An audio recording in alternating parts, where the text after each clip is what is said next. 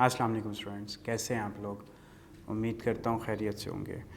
आज chapter number 11 का lecture number 3 है, जिसमें हम प्रॉब्लम नंबर 5 करेंगे, जिसका क्वेश्चन ये है कि the following trial balance was extracted from the books of Rahim on December 31, 2005। अब आपको ट्रायल बैलेंस गिवन है रहीम ब्रदर्स बुक्स का, ठीक है। इसमें जो फर्स्ट अगेन वही मेथड होगा कि आपने आप आइटम को कैटेगराइज करेंगे। सबसे पहले आपके पास ओपनिंग स्टॉक आ गया, आपको पता है कि ये ट्रेडिंग अकाउंट का हिस्सा होता है। बिल्डिंग्स बैलेंस शीट का हिस्सा, purchases trading account, sundry debtors balance sheet, sales return trading account, carriage inward trading account, carriage outward profit and loss account, salaries profit and loss account, cash in hand balance sheet, capital balance sheet, sales trading account, sundry creditors balance sheet and purchases return trading account. Same methodology है, जितनों के आगे आपने T mention किया वो सब आपका trading and account का हिस्सा हो जाएंगे। अब जब सबसे पहले आप trading and profit and loss account को बनाना शुरू करेंगे तो सबसे पहले उस पर्सन का नेम आ गया, रहीम ब्रदर्स। फिर trading and profit and loss account आपके सामने मेंशन हो गया फॉर द ईयर एंडेड 31 दिसंबर 2005। फिर आपके पास लेफ्ट साइड डेबिट आ गई और राइट साइड आपके पास क्रेडिट आ गई।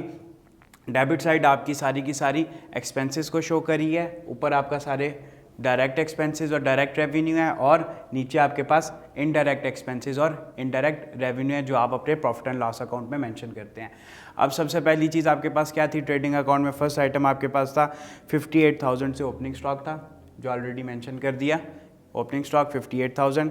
फिर आपके पास परचेजेस गिवन थे 2,86,000 के, परचेजेस 2,86,000। इनर कॉलम में लिखने का मकसद क्या है? क्योंकि परचेजेस रिटर्न भी साथ गिवन है, आप इन परचेजेस के अमाउंट को डिक्रीज करेंगे विद इट्स रिटर्न्स। तो आपने 21,000 को इसमें से माइनस किया तो आपके पास जो टोटल अमाउंट आ गई वो 2,65,000 की आ गई। फिर आपके पास नेक्स्ट आइटम आ जाता है सेल्स रिटर्न्स का, कैरीज इनवर्ड का। कैरीज इनवर्ड आपकी कॉस्ट होती है, एक्सपेंस होती है, डायरेक्ट एक्सपेंस होता है, इसलिए आपने कैरीज इनवर्ड का 6,000 यहाँ पर मेंशन कर दिया। अब सेल्स रिटर्न्स से जो आपके किस चीज़ से ताल्लुक़ रखते हैं? सेल्स से, और ये किस में से माइनस किए जाते हैं? सेल्स में थे। तो आपके पास सेल्स की अमाउंट कितनी थी? 4,21,000 की, जो आपने यहाँ पर मेंशन की। अगेन इनर कॉलम में आपने इसमें से इसके रिटर्न्स को माइनस किया 36,000। आपने माइनस करने के बाद जो वैल्यू आपके पास आ गई वो आ गई 3,85,000 की। अब नेक्स्ट जो ट्रेडिंग अकाउंट के आपके पास कोई भी आइटम ऐसा नहीं है जो ट्रेडिंग अकाउंट से बिलोंग कर रहा है, लेकिन नीचे अगर आप देखते हैं एडजस्टमेंट्स के अंदर तो आपके पास क्लोजिंग स्टॉक ₹81,000 मौजूद है, जो हमने लास्ट चैप्टर में भी डिस्कस किया था और इसमें भी हम डिस्कस कर रहे हैं कि ये आपके पास एडजस्टमेंट में गिवन होता है। इसका फर्स्ट इफेक्ट क्या है कि ये ट्रेडिंग अकाउंट के रेवेन्यू वाली साइड पर आप इसको मेंशन करते हैं, इसलिए मैंने मेंशन कर दिया क्लोजिंग स्टॉक 81,000 से। अब आपके पास ट्रेडिंग अकाउंट का कोई भी आइटम गिवन नहीं है जो रह गया हो यहाँ पर मेंशन करने का, तो आपने देखा कि आपने इन दोनों वैल्यूज़ को ऐड किया, 3,85,000 प्लस 81,000, तो आपके पास टोटल अमाउंट आ गई 4,66,000 की।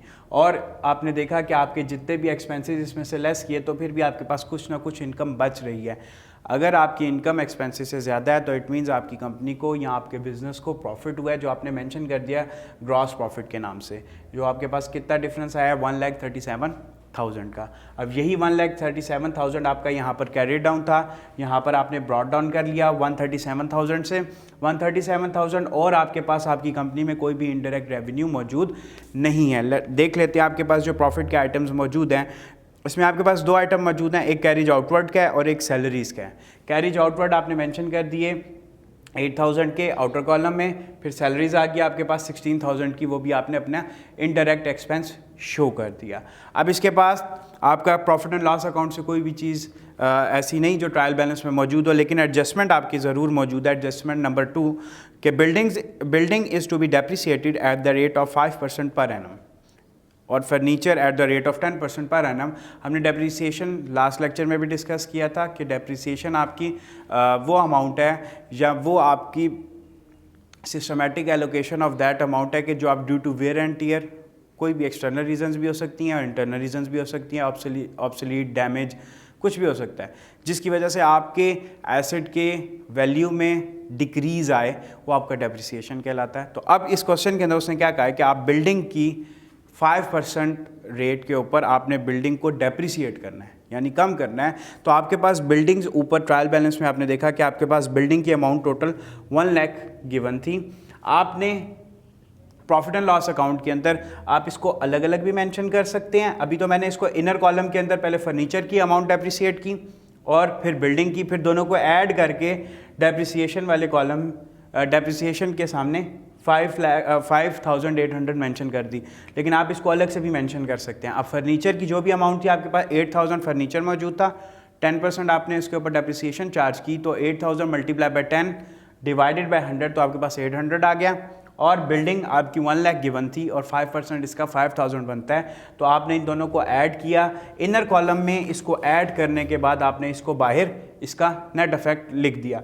अब आपके पास प्रॉफिट एंड लॉस अकाउंट का कोई भी ऐसा आइटम नहीं है जो रह गया हो, तो आपने देखा कि आपके पास ये सब 16,000, 8,000, 5,800 ये आपके एक्सपेंसेस हो गए थे। और जो आपका ग्रॉस प्रॉफिट ब्रॉट डाउन हुआ था वो आपके पास कितना बच गया था, 1,37,000 का।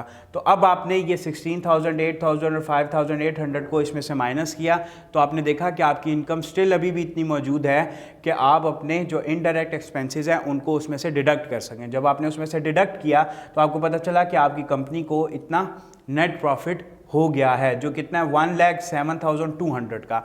अब ये वो नेट प्रॉफिट है जो आप अपनी बैलेंस शीट के अंदर कहाँ पर मेंशन करेंगे, कैपिटल में ऐड करेंगे। अब जब आप बैलेंस शीट बनाएंगे तो बैलेंस शीट में अगेन सेम प्रोसीजर है। सबसे पहले आपका रहीम ब्रदर्स उसका नेम आ गया, फिर बैलेंस शीट आ गई कि balance sheet as at B लिख सकते हैं, एज ऑन बी लिख सकते हैं। 31 दिसंबर 2005 लेफ्ट साइड पे एसेट्स आ गए, राइट साइड पे लायबिलिटीज़ आ गई। ये ज़रूरी नहीं है कि लेफ्ट साइड पे एसेट्स ही हों, आप लेफ्ट साइड पे लायबिलिटीज़ भी लिख सकते हैं, राइट साइड पे एसेट्स भी मेंशन कर सकते हैं। अब आपके पास जो आइटम्स जैसे बिल्डिंग्स 1 लाख एसेट होते हैं, इसलिए आपने बिल्डिंग्स में मेंशन कर दिया।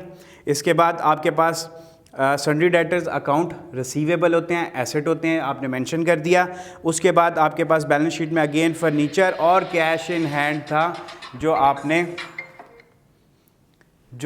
मेंशन कर दिया अपनी एसेट वाली साइड पर। अब आपके पास नेक्स्ट आइटम आ जाता है कैश इन हैंड का, आपका एसेट है, आपने मेंशन कर दिया 5,000 से।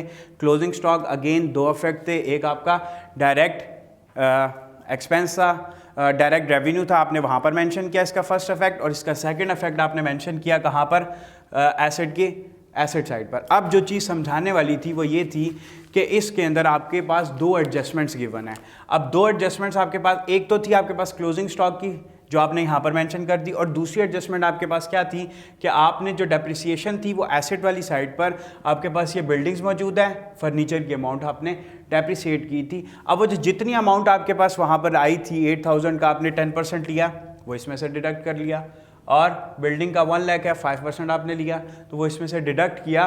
तो जो आपके पास नेट वैल्यू बच जाएगी वो आप अपनी बैलेंस शीट में मेंशन करेंगे कि ये आपकी फाइनेंशियल पोजीशन है किसकी, आपके उस एसेट की जो डेप्रिसिएट होने के बाद यहाँ पर इस वैल्यू से आ गया है। बाकी आपका सारा प्रोसीजर वही है कि आपने लायबिलिटीज़ मेंशन किए, कैपिटल जो प्रॉफिट हुआ आपने इसको ऐड कर दिया नेट प्रॉफिट को इसके अंदर, और जो क्रेडिटर्स है वहाँ पर यहाँ पर मेंशन कर दिए। तो दोनों साइडों को आपने बैलेंस लिया तो देखा कि आपके पास ये दोनों चीज़ें, दोनों का जो ऐड करके आंसर आ रहा है वो दोनों का सेम आ रहा है। तो इसी वजह से आपका ये बैलेंस शीट तभी आपकी ठीक होगी जब ये दोनों साइडें आपकी बैलेंस होंगी। ठीक है बेटा, आई होप कि आपको ये क्वेश्चन समझ आ गया होगा। Thank you so much and अल्लाह हाफिज़।